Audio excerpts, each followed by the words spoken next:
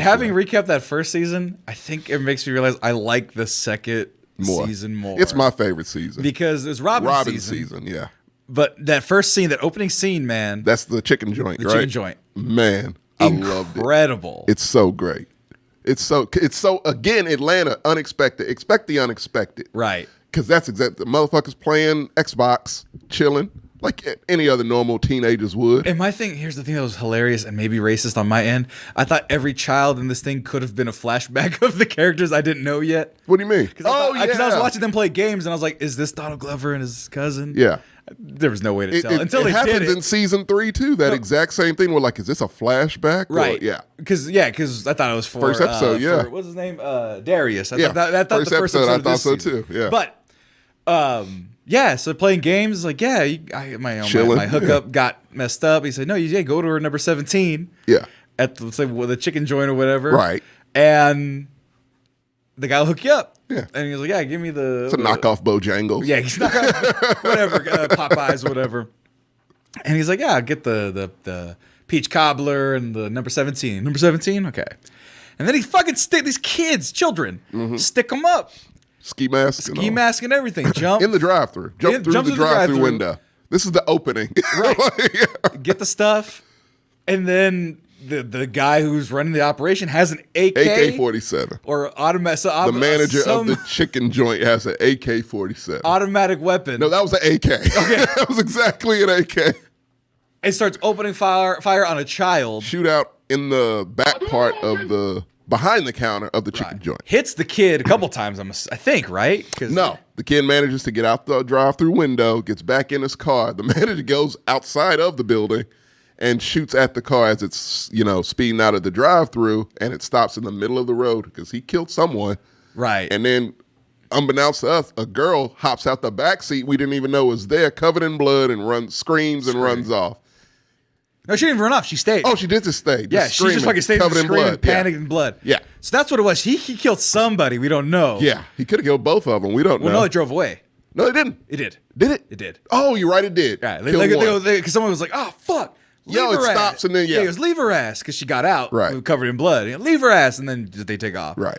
Somebody got hit. Somebody got hit though. Someone definitely got hit, and it was like that's it. Has nothing to do with any characters we followed. And that's it. Never brought up again. And then it gets brought up as, or another shooting, something happened. It's like, yeah, it's Robin's season. That's how we know. As we get closer to Christmas. It's, crime true. goes up. Everyone needs to get theirs or something like that. Right? Yeah, and then people get robbed in many different ways throughout the season. Yes. Also, Chris Ayers, we're going to do Everything Everywhere after Atlanta. So stick around. Yes. Definitely stick around for that. But, yeah. We got a lot to say about we got a lot to say about it. We're doing all right. Because season 3 is so short, and quite frankly, nothing happens. Yeah, we're 4 episodes in. Right. So that'll be so quick. And right. So, and we haven't talked about this show yet. So. Right. And Sport and Waves, the second episode. Now we didn't talk a lot. Yes. We didn't talk a lot about Darius. Right. Because Darius kind of annoyed me the first season. I love Darius. I like him as a character. I don't like him as the person that lives in my life. If you get what I'm saying. You couldn't have a Darius. Like, no, I could tolerate a Darius. He couldn't live with you. Couldn't live with you. Oh, yeah, I got you. But he's a good character. And he's a great character. And I like him. He's impressive. But like having a guy like that around would just fucking annoy me. Talking about like, what do you say? I learned how to make pasta in a dream. I'll put my whole foot in it. Yeah. And he puts his foot inside, then crushes the bread. And then what did he give him, like chili or soup or something? He's like, be very careful. It's very cold. Like, what the fuck? You love Darius. No, it's small doses. What's the name of the character that got out of jail? Was it Jody? God damn it. Let me see here. I think it's Jody. Having Alfred. Wait, got out of the thing for under house arrest. Oh. Next day, Earl. God dang it. I think it's. Fuck. But anyway. Also, there was that episode of the fucking dog breeding and shit. Oh, where is it? Oh, you keep going. I'll find it. Yeah, but that character, Tracy. Yeah, Tracy, that's it. Right. Offers right away. I know so many Tracys. Gift card scams. Stealing shoes. Stealing shoes. They have a no chase policy. It's a liability for them. They can't do anything. He has to keep offering. I'm gonna steal this shit, and he has to still keep giving me great customer service. The guy just sitting there smiling the whole time. And then he just takes off. Sir, you can't. Of course, leaves Ern in another awkward situation. Because he's this is Black Seinfeld in some ways too. Well, and the thing is, he has a warrant, not a warrant, but if he gets arrested again, his probation. Yeah, he's on probation. He's gonna be fucked up. Yeah, so he just slinks away. Yeah, he just slinks away. He's doing credit card, gift card crime. Yeah, you got 20 minutes to spend. 20 minutes to spend. $4,000. $4,000. $8,000. It was $8,000. Oh, that's right. He doubled it. And he goes, I didn't even get to spend the $4,000. Yeah, he didn't spend the full $4,000. And the other thing about the show, just to bring up as a side thing, a lot of motherfuckers walk everywhere because none of them have cars. Yeah, but it's in Austin, right? which is California, which is bizarro Atlanta. Right. It really is. You just couldn't do that in California. You couldn't have a show where you just walk in that much. Fuck no. It's too fucking hot. I mean, it's just, dude, we still live in Texas, which is wide as shit. No, I'm not walking anywhere. Right, but just that character, man, Tracy. Fuck Tracy's he was annoying, but I liked him. I loved him a lot. I loved him because he was probably to me one of the most realistic characters. Well, because he's just a guy that he's good. He's been to prison, jail. Yeah. Good natured about it. Good natured. He's not a terrible guy. Trying to earn a living. He's a scammer. He knows it. He's just trying to get his. Right. Yeah. Right. And he doesn't really hurt anybody. He hurts no one except Ern at the end. But he kind of had that coming. Yeah. Right. And he could have hurt him worse. Could have absolutely. Right. Then you got what's a money? No, we already did that one. What's a Moneybag Shawty? Which one was that one? Oh, what was Moneybag Shawty? Was that the one with Drake? No, that one's Champagne Poppy. Oh yeah. Which was this one? Let's see here. Oh, that was with the white acoustic guitar singer.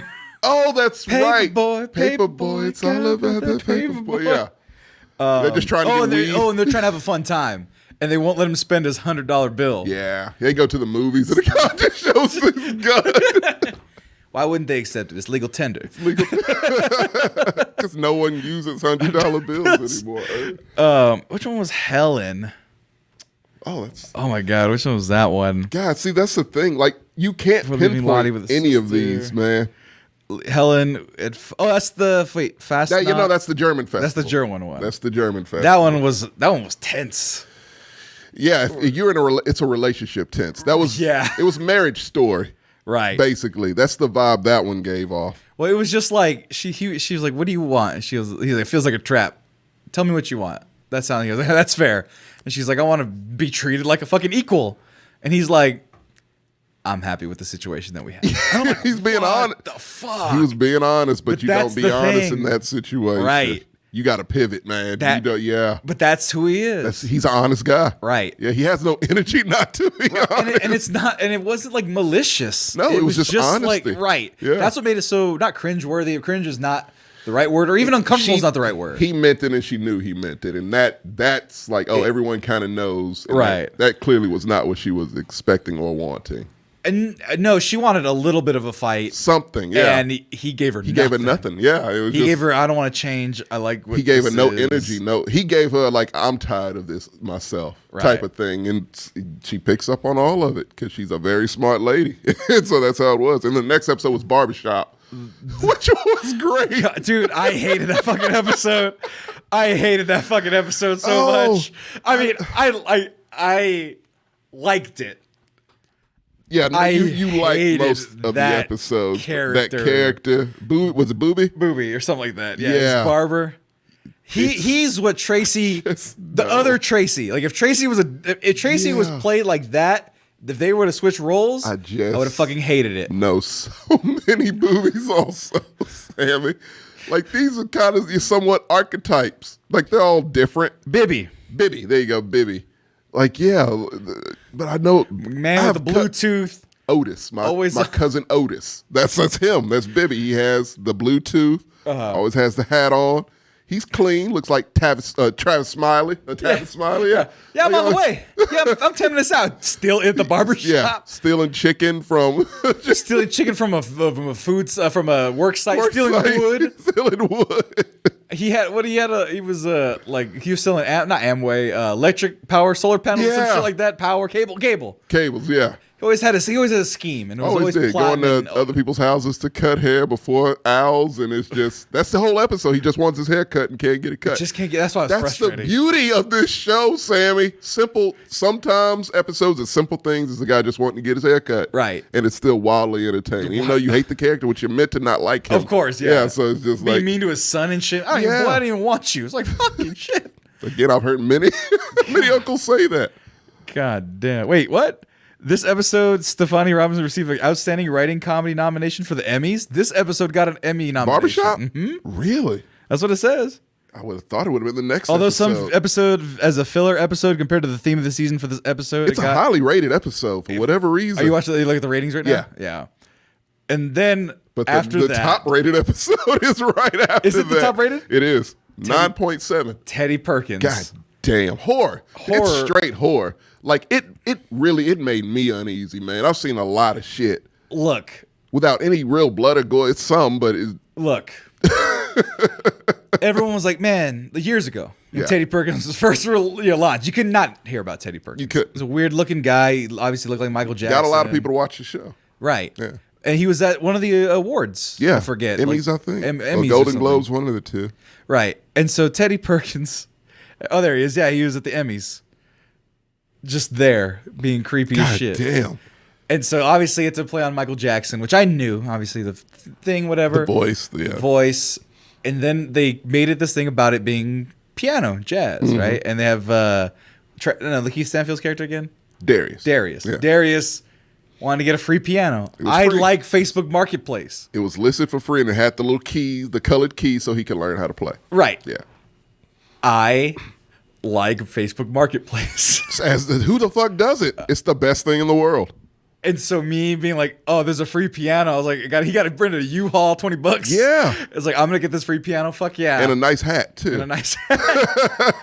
And he goes in and Teddy Perkins is just lurking. That's the only thing you can say. In a very dark mansion. In a dark mansion. It's no light bulbs in this bitch. Right. It is some which you see later on in the basement, right. Which we'll get to that shortly. His brother lives... Well, we don't know. His brother could We don't know what the fuck that was. We don't know who that was. That was definitely his brother. For sure. I okay. think but the thing was theory. But the thing was could have been his father. No, I don't think so. Okay. I think because the story implies like we don't know what Teddy Perkins is, who he is. Right. He had a brother. What we do know, his brother was a famous jazz musician, and he was just the brother. Like he never equaled him, and the father clearly putting more emphasis on the brother than Teddy. Right. But Teddy looked up to the father, only wanted his approval. So to Teddy Perkins, his father was God. His brother was, the guy who just should played with Stevie and all that stuff. Played with Stevie. So he's just all about that. And something happened somewhere, and they both seemingly have it. Well, the older brother had a skin condition. Yeah. Well, he had a skin condition, so he couldn't be out in public. So he can't be out in the sun. Can't be out in the sun. Right. So he's shrouded, and then you have Teddy Perkins with his weird face. Mm-hmm. And he gets a call from Paperboy. He's like, "You dead yet?" Like calling, like they're joking, weird? yeah. Right. Like, this is fucking weird. He's like, "Yeah, man, the vibes are a little bit weird." He's like, "Well, don't get the shit and get out. Just say it, right." He got like a Michael Jackson suit. Oh, he's like Sammy Sosa. Yeah. I love that part. I know you appreciated that one. And so, but like that whole thing, and then he goes, like a drink of water. He had a little fucking pager thing. Yeah. Where he was like, "Oh no, I don't have any waiters or servants. I just forget." And so this is for me to forget, or if I remember. Yeah. It's like weird shit like Very that. with the ostrich egg. Yeah, the ostrich egg. Yeah, it was just the goo. Yeah. Scooping up the goo. The cameras he had in the whole house. Right. And so he goes upstairs. The gift shop. I'll get to that. Well, he goes upstairs and he hears Teddy playing. He's like, "Oh, this might be him." Yeah. This might be his brother. Right. Yeah, this might be a split personality thing where he's like Jekyll and Hyde type of thing. Yeah, in his mind, like, is this the famous singer that just changed his face? Like, he doesn't know. Right, because he's pale and has the lights low. He's changed a lot, yeah. Right. So, like, you just don't know. You don't know anything. You know, but you don't know. Right. And then, you know what it's supposed to be, but you don't know if that's what's actually happening. Right. And then he invites him into his room where he gives him the water. And he's like, "Yeah, I made a gift shop for the home. And I've already had it registered in the Historical Society." Yeah. So he has a gift shop in his home. He wants it to be a museum. Had the father's suit, like, in a whole display. Right. There you go. Yeah. So it's just like with like a weird bald head, whatever. It's like a shrine. Yeah. Right. And he's just like, I want to get my piano and go. And then he gets just more violent. Yeah. More aggravated, more angry, more violent. No, I want to get the part that freaked me out. Which part was it? When the very end? When they're selling the piano and he's signing the paper. Is there any documents or paperwork I need to sign? No, before that. What? You don't even remember, huh? No. And he doesn't like people seeing him that way. It's a very hard thing. I can imagine. No, you can't! Yeah, that was weird. That shit that got me too. Freaked me out. That part. Because that was quiet there. It's quiet. And then that's one of his first outbursts. No, but it was quiet on that speaker. Yeah. On regular TV speakers. Oh. You're like, it's dead silent. And that shriek is like several decibels louder. Like, that's as max as I can go, but he's like and also, just in the narrative of the episode, like, it's super quiet. It's very, and that's like a first break. Yeah. To where you're like, okay, I want to go now. I don't want to be here anymore. Right. Yeah. And then that was the part. This was the part you were talking about here. Piano on it.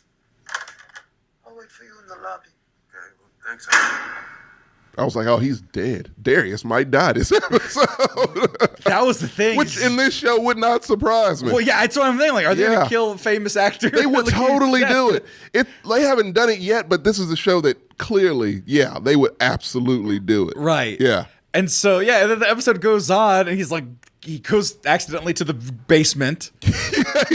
And then he sees the brother who's nonverbal. Nonverbal, covered completely. Right. Sitting in a wheelchair, writing on a dry erase saying board. There's a gun in the attic. Go He's get it. He's going to kill us. Yeah. It's like, oh, fuck. Okay. And the thing was that there was even a little bait and switch where it's like, oh no, that was Teddy wrapped up himself. Yeah. Where it's like, are you what? That's what I'm saying. What are you doing, show? It's like, oh fuck, this guy's got split personality because he knew where the gun was. Yeah. It's like, oh yeah, I went to go do that, and you know what was there? It's next to the attic, and everyone's like, oh shit. Yeah. Was that him playing the thing? And the then thing at the end, you realize no. It's definitely two of them. There's two of them. And oh my god. Oh my god. I did not expect either one of those things. Again, that is the most shocking reaction to death the character has had in this show, mind you. But how the fuck could you not? Well, it was the second one. The first one, he was like, oh shit. And then when his that's right. I mean, Darius witnesses too. Right. Witnesses the brother just blow his fucking head off. Right. Falls back in the Well, he kills Teddy beforehand. Yeah, kills Teddy. He freaks out a little bit. And then he puts the gun to his mouth. The gunshot being loud was the thing that got him most that time. Right. But then when old boy blows his head off in the wheelchair, it goes all the way back. Right. That's when he's like, oh, fuck. And then Stevie Wonder's Evil plays in the episode. Yeah. I'm just like, what a great song selection. And then the saddest part, the fucking piano gets taken away as evidence. I'm like, God damn it. It was all for naught. And that it's simple shit. Sometimes it's just simple stories. Right. To what I love that. I love that all the complexity dressed up as simplicity. And right. That's the part of the show I love the most. Right. And the unpredictability of it. Yeah, even and then Champagne Poppy. That one. That one's have you ever been out with friends? Yeah. Totally relatable. Because that's exactly what happens. Here, eat this edible. Yeah. And she's like, I don't eat edible. Right. No, but she's like, I need to go to the hospital. Yeah. She's freaking out the whole night. And then everyone kind of halfway knowing a celebrity. Yeah. Like Darius, what are you doing here? Oh, Guillermo's a chef. I met him when we played pickup basketball back in the day. What? Also, I gotta point out as the Mexcellence. Yeah. He pronounces Guillermo correctly. The only non-Mexican person to ever correctly. He has to. Yeah. He's around him. He's it caught me off guard. Stanfield's a very It caught me off guard how correct guy. he said the name. It's a hard name to say in Spanish. Yeah, no. He would be the type of actor, the type of guy who would make sure he said right. He said it right and would learn a different language just while he's at it. He said like the character of Darius is probably the closest to him, he said, than any other character he plays. Right. No. And that makes sense. Yeah, no, it was just like, he's like, yeah, me and Guillermo. And I was like, whoa, he said that right, my cousin. Yeah. And so I was like, what the fuck? I'm just trying to figure out. It's just one more unique thing about that character. Right. He was just around these guys. Woods was freaky too. Woods was I liked Woods. Woods was great. I liked Woods. Woods was one of those very like if you're not really into this episode, it might bore you, but if you are into it, it's so much here. Well, it's that conflict of, do I keep him as my agent? The Instagram models out here, talking all this shit and stuff. He fucking walks. Yeah. Fans of his fucking jump Keep it him. real. Yeah. Yeah, well, fans of him jump him. Take his chain. Take everything. Chase him into the woods. Shoot at him. Yeah. And then he runs into a crazy man in the woods. Who threatens to slit his throat. Yeah. I knew a guy like that named Billy Jean. Was a friend of my dad's. And when I was a kid, like he would pull out he had like this switchblade. And he would pull out, like flip it, do the whole thing and put it to my neck. And be like, I'll slit your goddamn throat. I'm just fucking with you, boy. Hey, you are. What the fuck, dude? Yeah. That's Billy Jean. God rest his soul. Are you sure? He's a nice guy, but he loved scaring the shit out of children. That got him his jollies, man. Right. So, yeah. Good for you, Billy Jean. Oh, fuck. And then I forgot what North of the Border was. Let's see. Yeah, what? Oh, that was the frat campus. house. Yeah. Oh, that shit. The first half was hilarious. Second half, not so much. Nah. With the pledges, it slowed down a lot. It slowed down. It's probably the worst episode of the season. But god damn it, it's still a good episode. That's fucking. You shoved that girl face first off of those steps. Off the steps, yeah. God save that girl, slapped the shit out of him. and then I think we can settle this like black men together. Run, brother! Just take off. They all just take off. I was like, oh my god. It. Yeah. The camaraderie. God. Right. But then Fubu. I love Fubu. That episode's fantastic. Fubu is nostalgia on top of Atlanta, which is, for me, as a millennial, that it hit. Right. Fubu hit. Fubu was like minus the black high school, or the black high school, middle school. Right. That was my middle school experience. That was exactly similar. Damn near. Well, that was the thing. That's when I talked about earlier about homework for white people or for non-black people even, where I was close enough to black folk in middle school, high school to know that having nice clothes I was also kind of poor at times. The thing about that, now we're speaking as a thing that I don't know if does this generation have that issue? I don't think they do. No, because they thrift. They thrift. Right. Yeah. Well, because here was the thing. Growing up where I grew up. Yeah. I hate to say that we were ever poor. Right. I think my siblings were closer to being poor than I ever was. My dad had a good job by the time I was born and everything. But my dad at one point worked 2 jobs to make sure that his kids were fed. Right. So, was it poor? Probably not. Was it hard? Absolutely. Okay? You weren't rich. Right. You weren't upper middle. Yeah, we were not even middle. Yeah, right, that's what I'm saying. So my dad, they worked hard for the money. My mom worked all that stuff, right? So it was at a point where when growing up, my parents had fucking 4 kids. How you gonna clothe 4 kids? Well, you're gonna go pay less and get some shoes, and you're gonna, I had Walmart, get some I had Shaqs, and I was happy because I like Shaq. That was okay. And that was the point of Shaqs. I love the smell of a Payless. Right. But I remember it now. That's amazing. fucking weird, Tommy. Why did you do that to me? The smell was amazing. Why did you bring back the smell of Payless? I used didn't to go remember in it. just because of the smell. I didn't give a fuck about. I'm not gonna buy anything from here. I just want to just sit here and bask. Tommy, you made me remember a smell right now that I'm smelling right now. That smell was amazing. I haven't been in a Payless in 20 years. They don't exist anymore. Do they not? No, they're gone. All of them? All of them. They're done. Oh. Yeah. You maybe find one in like Idaho or some shit, but no, because I remember going to Payless, getting our 2 pairs. No other shoe store has that smell. Right. I don't even remember. I don't even know what it could even be. It was like spray, new cheap shoe smell. Yeah, like that's what it was. Chemical. It's like a lot of chemicals. You knew it was chemicals involved, but it accidentally made a great scent. Right. To where it was just like, fuck, I feel like I could get high off of this fucking smell. It's so great. Do y'all remember the smell from Payless? I want to ask the audience. That's a throwback. That's a throwback. That is a throwback. That's a unique experience. Yeah. But anyway.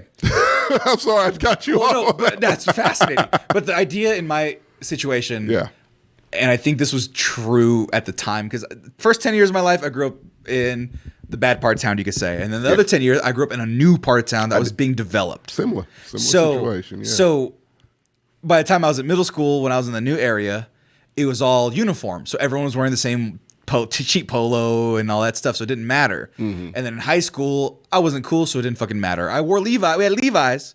And I had Nikes. Was acceptable. Now both acceptable. And Champion sweaters or whatever. And then T-shirts, right? Mm-hmm. Whatever T-shirt you can get, Target, wherever. But especially in elementary school, we were all poor, so we all had the same clothes. We all had didn't matter. We all had Payless shoes, and we all had Kmart shirts. It didn't matter as much in elementary. Or it would be Mervyn's and JCPenney. That's what we had. I forgot all about Mervyn's. Holy shit. People barely remember Mervyn's. Wow. It's a California store. California was there too, yeah. We had Wieners and Wieners here. Is what we had. Shout out to Mervyn. Mervyn clothed me many a time. I know about It's Mervyn's like a JCPenney for those who don't know. I know about Mervyn's from Brooklyn Nine-Nine. Sure. Sure. Did they reference it? They reference it quite it's a running thing with one of the characters. Really? Buys all his beige clothes from Mervyn's. That's fucking That's brilliant. Yeah, Mervyn's is a dead store for a long time now, or very few, like you said. Yeah. But anyway, so but I also knew, don't buy fake shit. Right. I knew of it. Yeah. I knew of it. This episode exemplified why it's really so reminded important. you, yeah. Because it was more serious than just wearing and it brought up things that they brought about flexing in the previous episodes. Where they were talking about you have to floss on everybody. You have to always be trying to do that. Mm-hmm. Where he's like, one time I bought a homeless guy a Happy Meal, and he threw it in the trash in front of me. Always stunting.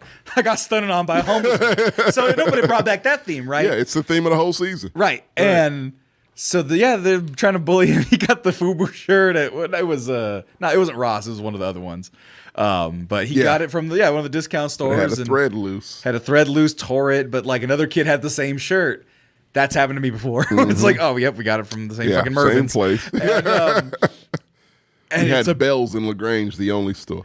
Oh my God. And then it was just this intense thing where neither one of them would have known if it was fake or not. No. Like I said, all equal incomes at the school. Right. You would have had to get called out. Right. And everyone was trying to call out one or the other. Yeah. And the way that Paperboy, Alfred? Al. It's Alfred, but Al. Right. But the way he played my cousin. He was my cousin. Right. Except changed him into a girl. And that's my cousin. Right. My cousin, where it's like same attitude. Chubby kid, a little bit older. Just gotta say it with confidence. And it's from China. The knockoff ones are not from Bangladesh. And he's like, of course you want to say it's from China. You're from China. He's like, I'm Filipino. But the way he said it, right, with confidence. That's all it took back then. Right. Yeah. Because kids don't fucking know, right? Kids don't have confidence usually. Confidence, nor do they have internet at this time. And then they fucking bully that kid because that was the threat, right? Yeah. When you say bullied the shit out of him. Do you remember what happened to David Jones? Who? Dookie Jones? Oh yeah, that kid. Because he shit himself. And it's like, you don't know. You get these nicknames. They bullied that kid, and that kid fucking killed himself. Yeah.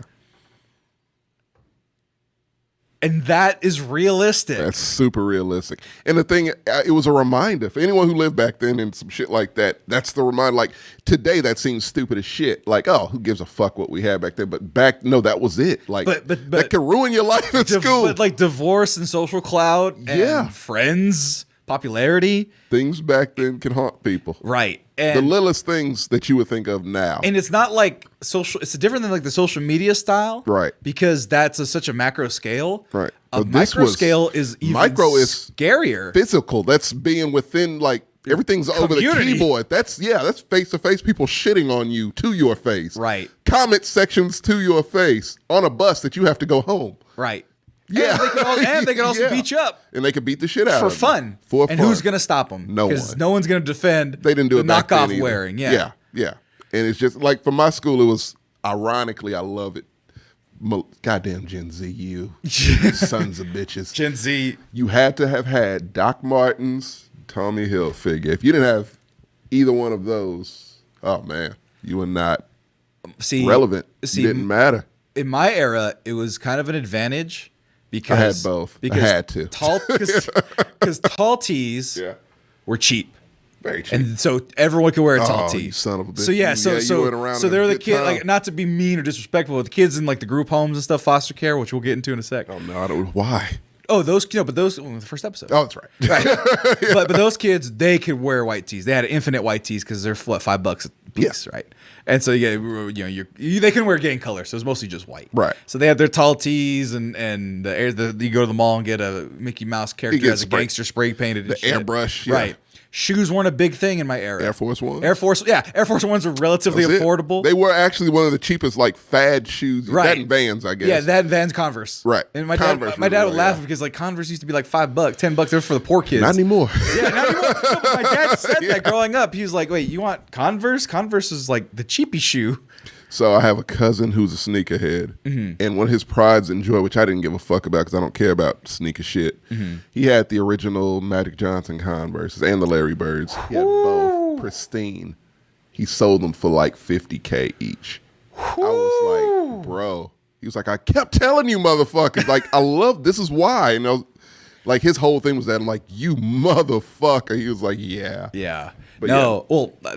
Side anecdote, right. My sister is in New York right now with my family. My mom and my parents, they're all having a good gay old time, as they'd say on the Flintstones for some reason that I remembered right now. Any 50s show. No, but that was the Flintstones. They'll have a gay old time. People forget it. But anyway. It's a Christmas song also. But yeah. Happy and gay. Yeah. But anyway, she was in the Nike store with my nephew, who right now in his world, ball is life.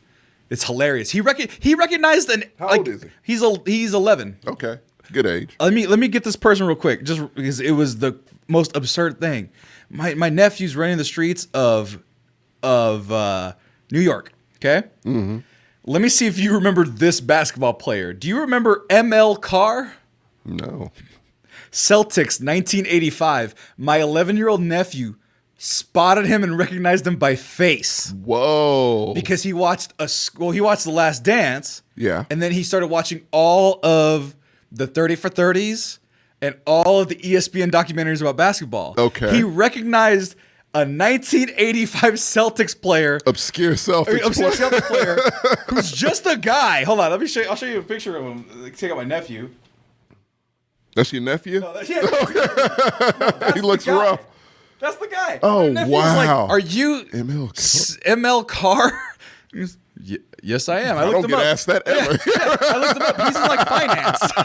Like he makes money in finance. Yeah. And like my nephew was he forgot he was a basketball player. Like 85? Holy That's 25 years shit. before that kid was fucking born. Yeah, that was before the championship. That was before I was born. Yeah. Yeah. Actually, no, it was after the championships. My bad. My sister goes, I think it made his day because, like, what the fuck, kids asking for ML Carr? Yeah. Actually, no, I think that how was the fuck during would the he championship recognize run. But yeah, I still don't know how the could fuck. you fucking recognize him? At that age. Right. That's like my kid. That's like my kid seeing Rick Fox. So does he want to play or does he want to be on ESPN? He wants to play. Okay. He's not going to have the height, unfortunately. I don't think. So ESPN is more than likely. Right. No, but ball is like, that's like my kid being like, oh, it's Rick Fox. It's like, how the fuck do you know who Rick Fox is? You are 8. How do you know who the fuck Rick Fox is? Exactly. In New York and LA. Yeah. Like, Rick Fox is pretty easy to spot. Yeah, but he's got eyebrows. But yeah, but if you get like what Marcus Smart or some shit. No, but if he's if Rick Fox is gonna be 65, Marcus Camby. Right. Like that's Marcus Camby. What? How do you even? I forgot about Marcus Camby. That's beside the point. Yeah, they're in the Nike store in New York. They're hanging out. They're just browsing. My nephew is like wants to be a sneakerhead, but he has no money. He got his first pair of Jordans for Christmas. That was his big gift. How's he treating them? With respect. Toothbrush. I don't even know if he worn them yet. That is respect. I think he's worn them maybe once or twice. Maybe. Ooh, and I bet he just scrubbed the ever-loving shit out of he him. knows not to crease them. He knows the rules. He knows to get crease guards. And my dad... The stain guard? I think he needs to learn it, but I think he does. I think he does. I hope so. At this stage, he should know. He's an educated kid. Yeah, He'll teach himself. My dad being my dad, who was talking about Converse being for fucking poor people or the cheap shoes. They were at a point. The first thing my dad said when he got those shoes, so wear them. No, you can't wear them. It'll decrease the value. The value? Wear the fucking shoes. Because my dad is elderly, and it's like, if you're gonna buy shoes, that is their purpose, is so you don't wear shoes, right? This is my dad, just being, and he gets it. Yeah, but he doesn't like. He gets it. He doesn't fuck it. He thinks it's dumb. But he thinks it's dumb and can't agree with it. But gets why he's into it the way he is. Right. My sister's browsing with him. Lady gets on the intercom. Nike Jordan drop. Get a wristband and get in line. Oh my god! Oh yeah, it's a Nike drop. So yeah. So they get in line. Yeah. They're 5th and 6th in line. Because they're in the store. No, it's great. Yeah. They didn't expect this. They didn't care. Oh, so they didn't even know they were getting They didn't even know. No, it was a surprise drop. Oh. Nobody knew. Convenient. So what happened, they get in line. Yeah. And they this is for the sneakerheads. This is for That's the a great uninitiated. story for him. They go, okay, you're up. They bring him to this undisclosed thing. No, what size? What color? They yell at her. Does he even know what he's getting? No. Oh, my God. No, this is like a blind drop. This is great. It's a blind drop. Yeah. What size? What color? What colors? Yeah, size 7. My sister got a pair too. Yeah. Blue, red. Okay. No try-ons. Get in, get out. My sister's got good money, and at retail price, not bad. $125 probably a shoe. Not bad at all. For some Jordans, probably $125 a shoe. Let's call it that, right? Yeah. But just off my base knowledge of just basic shoe, regular market. Yeah. They get the shoes. The blue are beautiful. Powder blue, gray, and white. The UNCs. Looking colors. Yeah. I should probably put them up.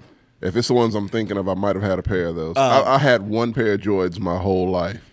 It was the baby blues. And my nephew gets black, white, and red. Classic. Mm-hmm. Okay. And so they get the shoes. And she goes, yeah, by the time we got out, or by the time we got to the place where they took us, the line was out the door. Oh. By the time we got done selecting the shoes. Around the block. It was outside. Yeah. They were in a mall. Oh. And so we're out the mall doors, and then it was wrapped around outside. Let me see. I have the shoes. I'm not putting their business out there so they get robbed in New York, but hold on. Let me just pull that. Oh, no. New York is full of sneakerheads. Well, no, because they were like, we're going to have to ask you to leave. Like, they were like, we're letting you have to leave now. Because they didn't want people to be fucking around and lingering and You're done. Yeah, we're closed technically right now. No. So that's what he got. Oh, those are nice. I don't know what style they are. And then these are the one my sister got. Oh, I like hers. Yeah. And so my sister goes, he's not even touching them until we figure out how much these are worth now. Them. Keep those motherfuckers locked up somewhere. Oh, no, they're going to resell them immediately. Oh, yeah. I hope he looks into the values because they fluctuate. Well, that's what they are. Well, I don't know if they're going to play the game. Yeah. But I think my sister has enough, not patience to keep them. Yeah. Buy low, sell high. But my thing is, I think buy retail, sell them at anything just to start. Yeah, but a lot of times, sometimes if you sit on them, they are worth a shitload down the road. I don't think they're looking that far ahead. It depends on, you got to know. They don't know. My sister definitely doesn't know. How limited are these? Yeah. We don't know yet. Oh, yeah, they got to get educated. But he's not looking at them until she does some research. Okay. Which is great. That's something fun for them to do together. Right. Yeah. But he's stoked, I imagine. Yeah. But the thing is, if you decide to wear them, authentic, drop, brand spanking new Jordans, he'd be the coolest kid. Someone scuffs them, though. Oh, fighting. Oh, yeah, that was an automatic fight. Right. Yeah. And then now we get to season 3. Because the last episode, they're trying to get a Jewish lawyer. That was it. Last episode, they trying to get on a plane to Europe. Yeah, they have a European tour. Yeah. He's going to potentially fire him. Oh, and the gun. Yeah, the backpack. I was like, he has a gun in his backpack. What's the Cat Williams episode? That was the first episode of 2. We didn't talk about that. We didn't talk about that. We skipped the Sport and Waves. Yeah. First episode's amazing. That's the best I've ever seen Cat Williams. Oh, he's a real motherfucker. Yeah. And the random ass alligator. Which is something, look, man, he is a black uncle. That is something. Cat Williams? Yeah, he was his uncle in the show. Oh, that's right. Yeah, in the episode. So, it's like, no, that's something a black uncle with a gold gun and an alligator. Right. Welcome to Black America. Right. Like that. It's my house. I can lock whatever door I want. It's like, he's just locked from the outside. And see, the whole Afro-surrealism thing, to me, it was odd, but it was like, I could see someone having an alligator. To a white person, that's like, what the fuck is happening? And all the kids being like, that's the alligator man. It's like it's an inverse. That's what it's like. It's like inverted. Like to white people, the things that seem normal to us will seem odd to them. Inverse, things that seem not so crazy to them will seem out of this world to us. Like a German fest. Like where they throw weird balls, random puppets around. Where they grab some balls and they throw it out of nowhere. Into a cup. And they're like, what did you do? That's the greatest move of all. It's like, what? And Ern is sitting there like we are, like, what the fuck is happening? He sees Van into it. Her other, right. The German side is like, oh, no, this is fine. Right. And it's so brilliant. The guy with Sammy. the baby face and the beard. Yeah. Weird it's shit. so brilliant, man. I love that. And then you get to 3 season slaps. 3. What is that? First episode of season 3. Why is it called 3 slaps? Pop. Mom? Pop. No, the grandpa. Oh, yeah. And that's apparently based off of a YouTube video Half of that episode was based off of different YouTube videos and viral clips. And one of them was some guy slapped 1, 2, pop, or it was backhand forward back. Yeah.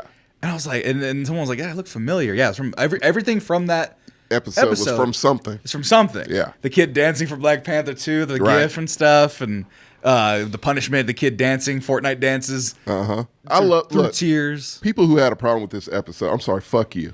Because that episode was brilliant. I love that episode. It was uncomfortable. It's so realistic. It's terrifying. As realistic as that might have been one of the most realistic episodes of this show. That happens so fucking much, Sammy. You would be very surprised how often that happens and how the resolution is somewhat similar, minus the trying to kill every child that you have part. But the fact that the kid of like, nah, I'm done with this. I'm going home. And it's like nothing ever happened. It happens often. Minus that. I mean, that part's a little bit more tough to get back home. Just the like, okay. It opens up with a fucking ghost story on the boat. Open with a white guy talking about this whole lake was on a fucking black-owned city. Yeah. And the ghosts of those people come out and drag them into the water. And drag the dude in the water. And then they just start with this episode, which we think is a flashback for the Keith Stanfield's character. Yeah, that's what I thought. You know, skinny kid, slinky kid. Mom's yelling at him about God knows what. That's what she called him Darius at some point. Oh, did she? No, it's Aquarius. Aquarius, okay. And I thought I heard Darius. But it's just everyday home. Yeah. Mom's not the best mom. She ain't the best. She ain't the worst either. But they're trying to get the kid some help, and she's like, "Don't call my son fucking stupid. Just put him in detention." Yeah. And she's kind of made out to be the villain, where it's like, they're trying to help this kid get some help with his education, put him in a program, put him in some special class and shit. He's distracted, he's acting out. Mm-hmm. And then she's like berating him in front of people in the public. As if she ain't at the school. Like she would do to him at home. And 3 slaps from grandpa. Yeah. You know, boy, what's wrong with you? Yeah. And, and then they're like, oh no, we'll save you. And then the white lady or Hispanic lady, she kind of looks Hispanic, like take him away and call CPS. And the mom's like, take him. You called CPS on me? The kid's like, I didn't call CPS it wasn't on you. Me. Right. And she throws him out. Lets him fuck you go. Then, yeah. She doesn't say that. She's just like, all right, fine. Here. Take your stuff. Go. Take them. Right. And so then. Which is something a black parent would definitely say. I've gotten the, not quite that. Yeah. Not all black parents. Some would. I got yelled at a Double Toasted one time for agreeing with a mom kicking her kid out for voting for Donald Trump in the class election. How did you get up? Because the kid was crying. So the mom videotaped the kid. Well, kids cry every day. Let me paint the picture. Okay. So the video was of a mom recording kicking her son out for voting for Trump because all his friends did during the class election. Mm-hmm. The kid is like, I don't want to be kicked out, and the mom's like, why'd you vote for him? And he was like, because all my friends did. And she was like, well, then why are you gonna follow your friends everywhere? Get out my house. I don't want that nonsense. So the kid's crying, and she's recording it, regrettably. But the clip is on Double Toasted. And I said, good. The kid learned some sense and not to follow the crowd. Yeah. And and she's embarrassing him by putting it on the internet. Right. And she's scaring him that she's gonna kick him out the house. Fear was a big part of how we were raised. But she's not gonna kick him out the house. Obviously, she's not kicking him out of the goddamn house. But I got crucified because they said I was supporting child abuse and so on. That's a whole nother subject. Because that's what I got, something milder, which was I was acting out at the grocery store, and my mom would leave me. She'd walk away. Okay. And I'd be acting out. It's the 90s, correct? Yeah, it's 90s. You're fine. And then, And I'd lose sight of her. Right. And you freak the fuck out. Yeah. And you want to find her. Look, hey, guess what? You lost sight of her. She did not lose sight of you. She did not lose sight. She's around the corner. Exactly right. Keeping an eye on you the entire fucking time. But all my siblings. Making sure you did not see her. All of my siblings had that once. We all have that same story because that's all it took. Yeah. So. It's called lessons. Life fucking lessons. Fear God a little bit. Fear is I don't know how much. I'm not a parent, but I know it worked for me. Right. Fear works for a certain amount of time. Fear is never the primary. No, not the primary. Ever. You sprinkle it. Right. Fear should be sprinkled in the lessons. Because that fear is instilled in us for a reason. And we have a better word for it. Peril. That's why I say we need to put peril. I like that word a lot better. Like when it's like rated PG for peril, mild language, action sequences, flashing lights, and peril. Yeah, they put that one at the end. You need to have peril. Yeah. The Goonies got shot at. You got to know shit's real. Right. The Goonies got shot with guns. With real guns. Short Round. Before fucking bringing him back. We'll bring it back. Right. No, but Short Round was in Everything Everywhere All at Once. God damn. Oh, God. Yeah, I can't wait. Water on your shit. Yeah, I did. I can't wait to talk about that. Right. But Short Round was in that movie getting shot at. And so you need peril. And this was pure peril, this episode. Yeah. Where the kid gets taken away with a nice lesbian couple. Yeah. Who they seem sweet, but a little off kilter. Just hippy dippy. Very hippy dippy. Just like, oh, don't know how to cook chicken to save their right? lives. We were making fried chicken today. They microwaved it. Yeah, it was still pink. It was still pink and covered in flour. Made them sick. Yeah. Little girl was allergic to dogs. She was choking half the time. Yeah. Every kid seemed miserable. Every other kid who's from Africa and was like, I don't get to eat normally, so this is great. She made them farm organic foods for the farmer's market, made them sing Negro spirituals, or implied that they should. Implied that they should.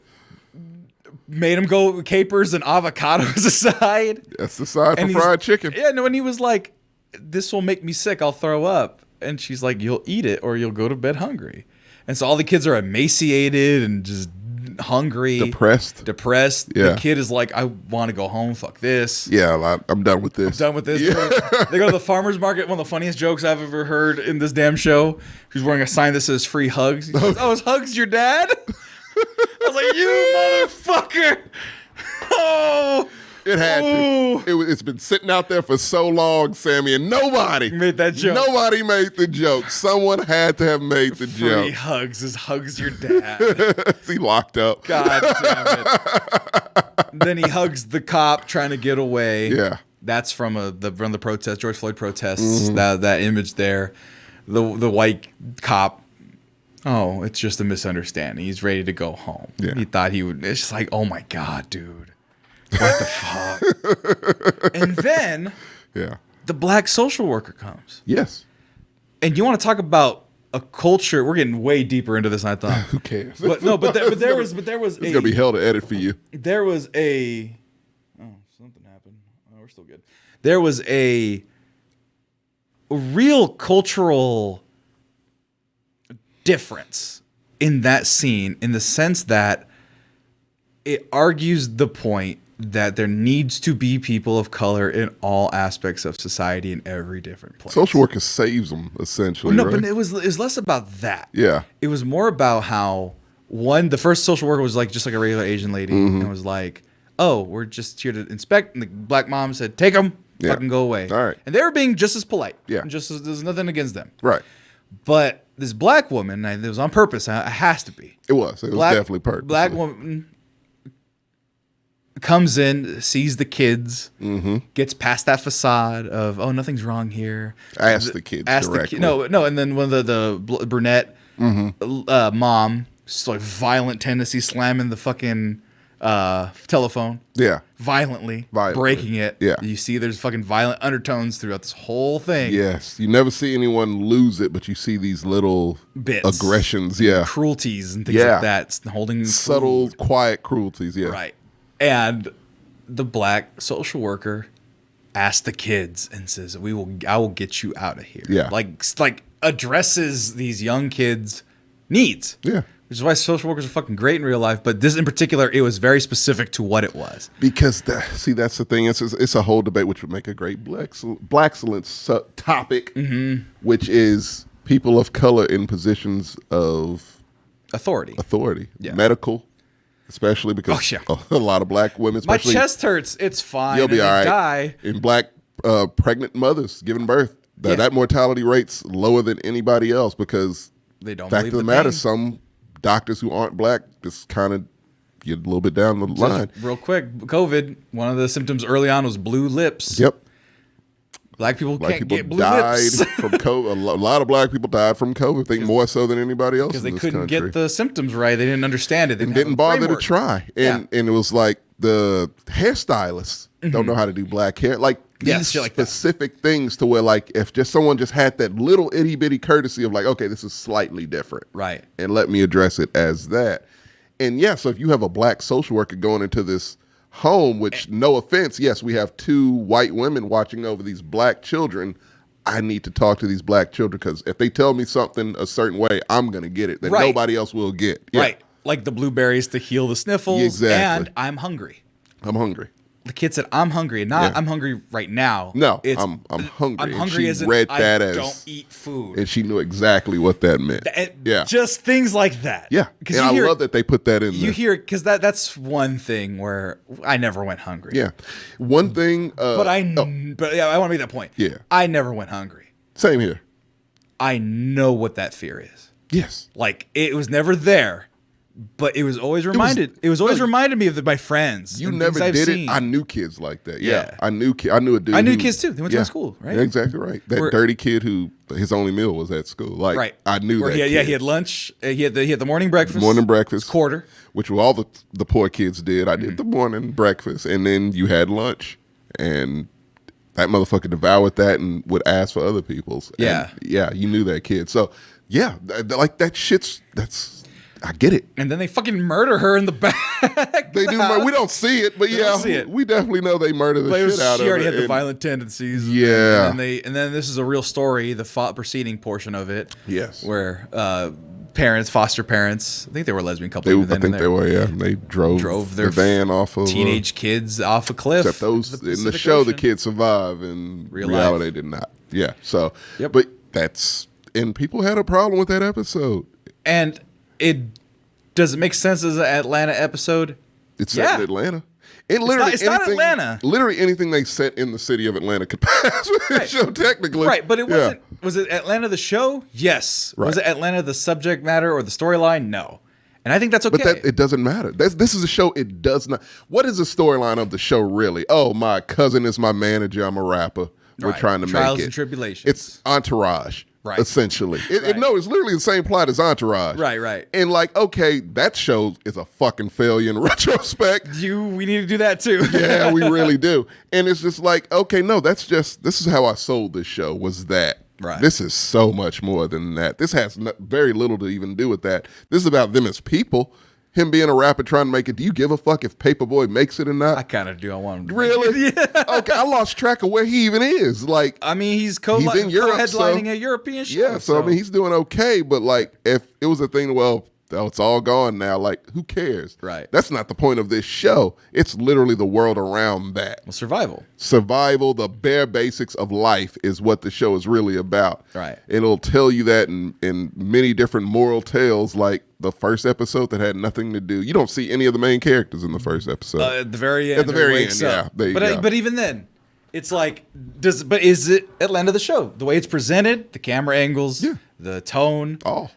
I'm afraid for these characters all the time in this show. Me too. They'll be driving home from something. I'm Could be The Wire or Euphoria. Right. Like, that's how I feel about these characters. And it's like, oh, why do I feel afraid for these black people in this world? Oh, I should be afraid for all black people in the world. Oh, in this world, yes. It's almost like it's supposed to make me feel something. Oh, crazy. And then you get the 2 episodes in the middle from this season. Sinterklaas is coming to town. It made me laugh. Where everyone's in black. Well, that's a real thing. Black Peter, yeah.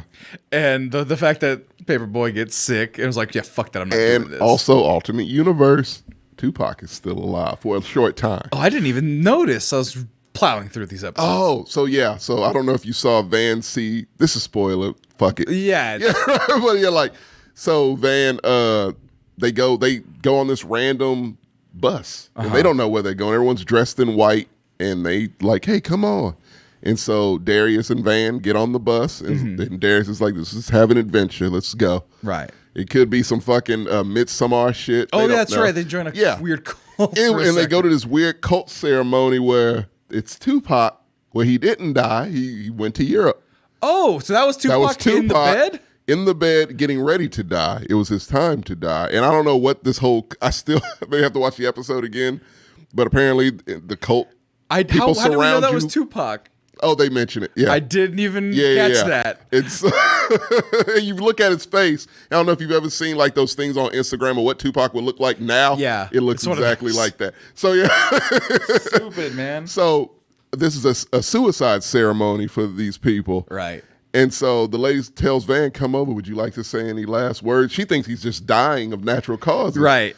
And so Van's like, yeah, like it'll all be okay. Just real, it's quiet. Right. It's a real, like, very, in-depth scene. Right. And you think, okay, sweet, but this is Atlanta. And all of a sudden, the main lady's like, okay, thank you.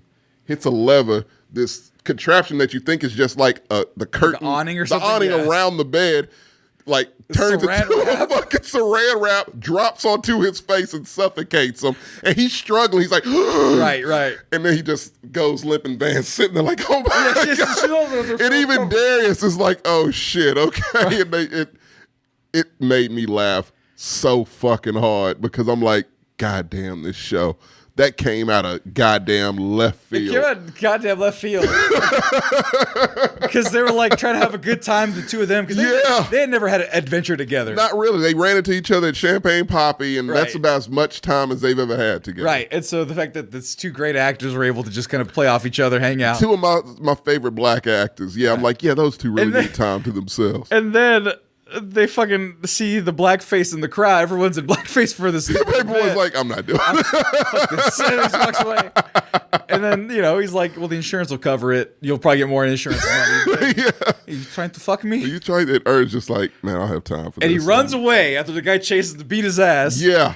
Assassin's Creed hides in the crowd of black faces and afros. And the guy doesn't know the difference. And the guy finds random white guys in blackface and beats the living shit out of them. As if it's Ern. Why do you make me do this? And I'm confused as if he thought that was actually Ern or if he just was letting his frustrations out. And Ern was just like the fucking is in the stairwell just like, huh.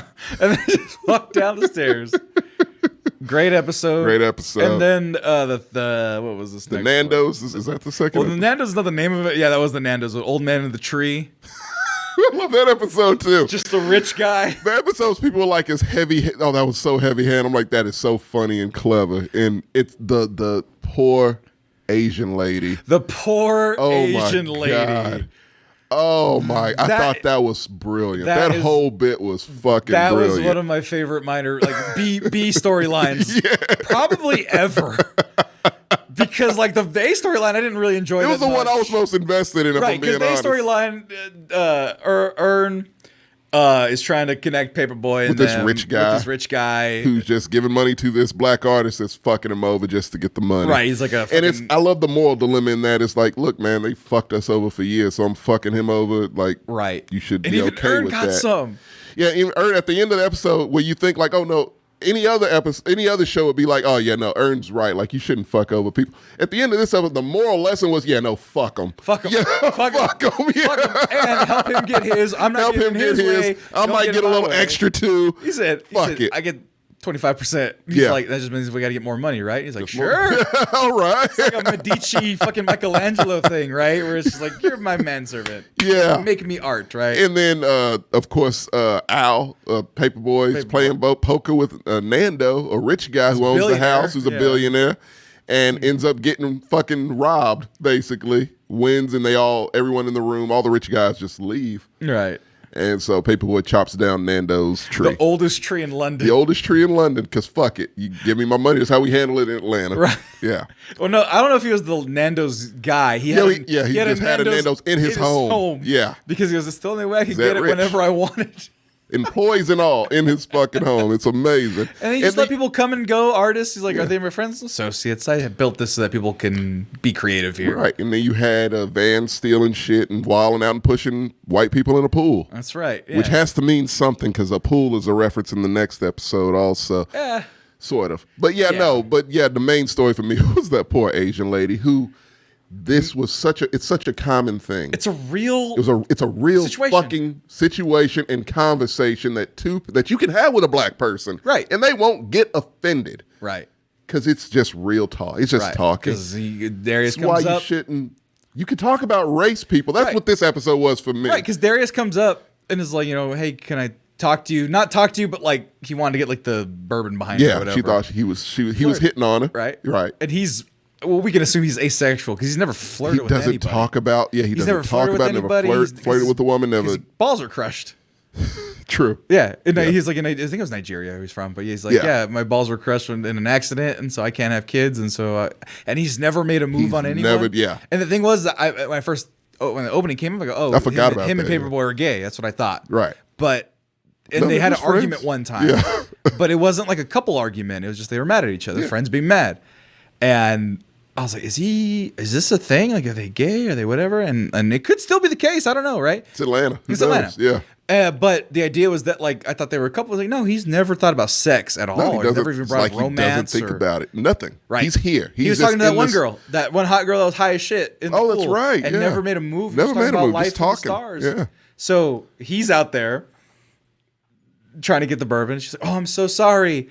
It's just, black people they flirt with me a lot. I lived out in LA for a while, and it's just black guys like Asian women. It's like, he's like, yeah, it's whatever. Yeah, it's true. He's like, yeah, it's a good cultural mix, anime, and what was the other one? I forget. Oh, yeah. And she was like, right. Yeah, it was like a friendly, it was an uncomfortable conversation made friendly. Yeah. He knew what she meant. Right. We didn't take offense by it because he's that kind of guy. He was the type of guy that not a lot of guys like that. What? And you can take offense to it if you want, but they're party and have a good time. He's not going to do it. That's the kind of character he is. Yeah. But then that white guy heard it, man. That racism shit was fucked up. The guy with the terrible hairline. Yep. I don't know anything about that at all. Oh, yeah, no, me either, right? But racism was fucked up, man. No, that was light. It was like, that was light, man. Like nothing, really, right? Yeah. And that rumor just gets spread. Throughout the party, throughout the night. Out the until British people. That guy explained it to a crowd of white people, of righteous, progressive, liberal white people. British white people. That are far more upset than Darius isn't even upset. He's like, what is happening right now? Right. And then so the poor lady comes and everyone's crowded around Darius, but she spots Darius's ways friendly. And he's like, get the fuck out of here now. And then bad hairline spots her, and they basically chase her down and berate the shit out of it. We assume, we don't know what the fuck happens to her. And then we just hear her crying in the background. And then the guy who's getting ripped off from the black artist, who's not very good, that was her husband. Her husband's like, that's right. I'm breaking up with her. Yeah, I don't the engagement. No, they were engaged. She's like, the engagement is off. I don't play that racist shit. Yeah, and then she's just crying on the corner. She's crying. That's how the episode ends. It ends with them jumping into a van, cracking up, and then that guy being their driver. Oh, that's right. It's like, okay, we're out. Yeah. And then this last episode, of course. I think it's one of the best of the show. I had to rush through it a little bit. To do the I show. can fill in the blanks for you. But essentially, it's what if white people were black people?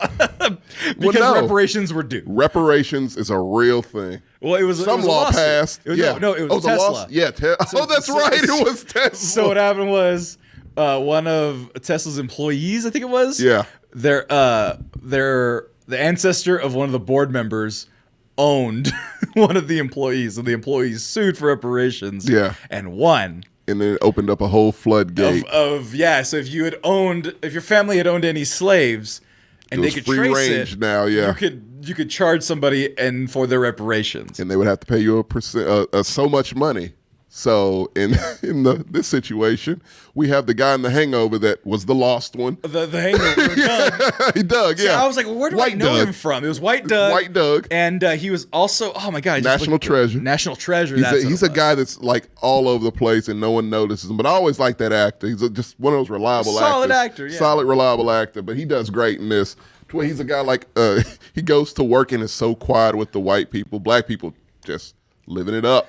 Yep. It's a good day. Yep. and people had to get laid off. Yeah. The black folk were like, man, some black folks off. Some didn't show up. Right. Some were like, fuck this. Yeah. I'm rich now, so. And they were like, they ain't laying us off. Yeah. So ain't my problem. Black. Literally, he said, like, ain't my problem. Right. And walks the fuck off. And so it's just a lot of white people just freaking the fuck out and they're talking amongst themselves. And one chick was like, oh, I'm good, man. I'm Jewish. So solid. Oh, my God. Like, we were slaves at one point. And the main character in this episode, White Doug, kept saying, like, well, we were, I forgot what he's like, Turkish. Cuban. No, somebody says they're Cuban at one point. Yeah, someone does. But yeah, no, he's like, yeah, we were something. We were slaves at one point in, 35 BC. Right. And she starts laughing. She's like, Jewish people were slaves. Wasn't that long ago, though. That doesn't work. Yeah. She just walks off. And so Shaniqua goes to his house and it's like, yeah, this is my house now. Yeah, you owe this to me because your family owned my family at one point. And he's, throughout the beginning of the episode, basically like, I'm good. Like, I know my family couldn't have owned slaves. I'm not worried about it at all. And Shaniqua shows up out of the blue and his life takes a turn. And we just basically see him through those few days. His wife, who he's already about to get a divorce, but almost getting back together with, is like, I can't take the financial hit. Yep. So, yeah, we got a divorce like ASAP. Right. And so that's done. He loses his place, basically gets run out of his home. Yep. Goes to a hotel. His life completely in shambles, all within like 1 or 2 days. Right. Goes to the bar, has a drink, meets a guy. Who puts it all into perspective. Yeah, who I remembered was from the first episode. You did, because you binged it. Because I binged it. Yeah. The first episode, the guy was telling the story about the black ghost town. Yeah. Underwater. It's the same actor wearing the same thing, talking about white reparations or black reparations. That's crazy. Maybe this season is a dream. Who knows? But like, right. Yeah, he tells him one of the best speeches I've heard that sums it up perfectly. No, it was written by a black person. Right. But it's a white guy explaining it to a white guy. Saying it to a white guy, which I love. Which is like, if someone's going to explain it, they're not going to listen to black folks. No. Black folks telling they'll listen to a guy shit. In a puffy vest who looks like he just came from hunting. Exactly. And so he breaks it down. It's like, no, slavery is an idea, for a thing that you can look up if you want to for white people. Like, it's a thing if you want it to be a thing. Right. Otherwise, it doesn't have to be a thing. It's negative. We don't want that. Yeah. And he's like, but have you ever realized for black people, that's not just a thing. That's a fucking ghost that haunts them every goddamn day. It's a ghost. Is it like it was back then? No, but we are reminded of every fucking day. And which is the point of Atlanta. Yes. The show. Point of the show. And so at first I'm like, oh, that was a little heavy-handed, I said. Right. But I love the speech, so I'm okay with it. And then it turns into Atlanta where it completely negates that heavy-handedness. When that guy kills his fucking self and falls into a pool. Blows his fucking brains out. Blows his brains out. And the guy was like, Jesus Christ. He's like, what the fuck? And then the black guy's like, oh, it's going to happen again. It was like, oh my, again, no reaction to traumatic death type thing. And you could argue, I haven't looked at the numbers. This is pure conjecture. Mm-hmm. But I imagine the experience is real. How many black folk just fucking off themselves? How hard life is. Suicide for black people is highest, I think, of anyone in the country. Black males? Black males. And no one covers it hardly at all. It was at one point. I don't know if it still is, but more than likely it probably is. Is the group that commits suicide that no fucking body talks about, period. And it's fucking crazy. It's insanity. Because another thing, because we were talking about the social work, and I wanted to bring this up when we were talking about that episode, is it's a big thing. And I read an article about this, and I've been to therapy, you know this. A big thing is when black people do go to therapy, which is a feat within itself. Right.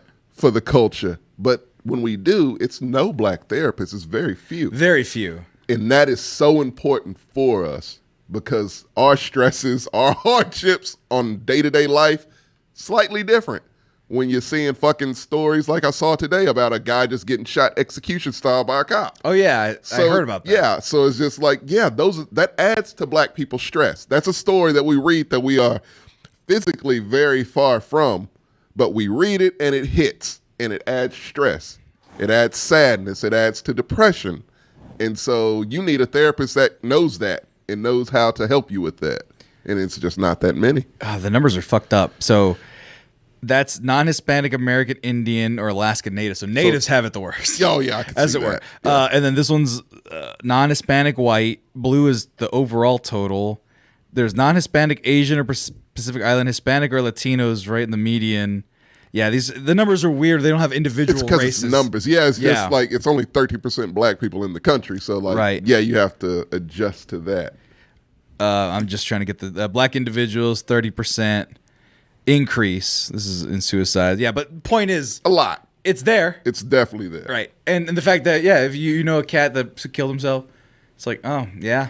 That's why the guy said it's going to happen again. Yeah. I have a therapist friend who, after COVID, seeing all this tumultuous mental health crisis stuff that's going on, with shortages, with people losing jobs and all this stuff, if it doesn't get better quick, I read that same article. Oh, no, it isn't even an article. No, this is a therapist knowledge. I read an article about it. It was like, people are just going to start offing themselves. Yes. It's just going to happen. People, the article I read was like, it's going to hit a point to where it's going to be, that almost might be like an epidemic of just like people doing that because, I mean, we are not a great place.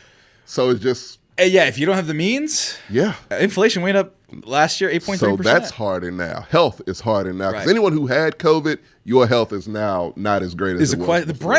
brain deterioration. It fucks with the brain. Like if you had the taste problem, that was your brain fucking up, not Yes. not the taste buds. It's That your will, brain. they say, probably get worse before it gets better, which it probably won't. It's Like, funny. It could. It It could. probably will. My thing. I learned can. one of the happiest things I've ever learned in my life. Yes. That way I can ease this and Okay, yeah, because we got real depressed real quick. I took a class. It was an elective, like 1 credit class on Right. Friday evenings. Yeah. In college, my freshman year. Yeah. And it was about the brain, the chemistry of the brain, essentially. Long story short, from that class, people have had their brain pierced, destroyed. One person was born physically with half a brain. Right. People have had their brain chemistry, concussions, all this stuff completely destroyed. Trauma, and whatever, yeah. trauma, all that stuff. Right. The brain loves to rebuild itself. Really? The brain is really good at repairing damage. I did not know that. Yeah, so like strokes are harder. Yeah. Because that's just the brain attacking itself and clogs and stuff like that and lack of oxygen. You need oxygen. Yes. But like one guy literally was born without half of his brain. And his body, he had a lot of disadvantages. I think he has like some sort of mental disabilities, but he could still move his limbs, was able to, I think he held the job. Oh, wow. And was born with literally half a brain. That's amazing. One guy had a fucking pole I saw that. through Yeah. his fucking brain. Lived for a long time? Yeah, they took it out and then they studied him. And they're like, how is he? Actually, he didn't live for a long time. He lived a good while, though. Right. And yeah. then, well, no, but the thing was like he learned how to walk again. Yeah. And it's like, oh, what happened? That part of the brain that was gone, they worked around and healed, made up a new synapse to make it work. Yeah. So a new route, so to right. speak. Yeah. So that's why I think with kids, the COVID stuff, we'll see what happens there. Yeah. But like their brains are still developing, so they might work. Yeah, they might be If good. something got burnt out, they could work around. I'm sure they're fine, but yeah, that's for us. Elderly people, people not like people whose brains have stopped developing. Right. Yeah. Just kind of wing it. Right. All right, man. So yeah, Atlanta is my favorite show. Oh my ever, God, by the this is way. like a 2-hour review for this one. God, so we covered the show. We covered the show. Yeah. So be sure to catch our season finale in a couple weeks when it's all over. Right. And we don't have to do this again. Do you want to still talk about the movie? Or are you I tired? saw it. No, I'm not tired. Fuck that. I saw that movie. No, not the I Atlanta paid movie. $13 for that shit. Everything and everything. You goddamn all at once? right. That's fine. I got nothing to do. All right. Well, I'm going to take a quick commercial break. That was it for Atlanta Season 3. We're talking about everything all at once, and we'll be right back.